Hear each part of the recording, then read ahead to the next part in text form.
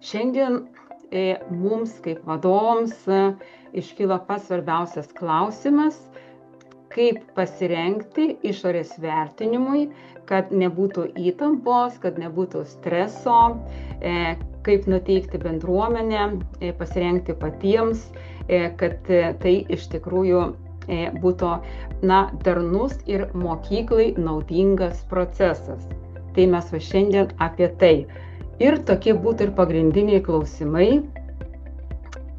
kaip pasirengti, kokie yra to išorinio vertinimo paskirtis, tikslas, principai, pats modelis, kaip bus organizuojamas tas išorinio vertinimo procesas, kokie tie duomenų šaltiniai yra svarbiausi ir kaip mokyklos bendruomeniai derinama bus pats išorės vertinimo procesas ir kaip bus derinama pati ataskaita.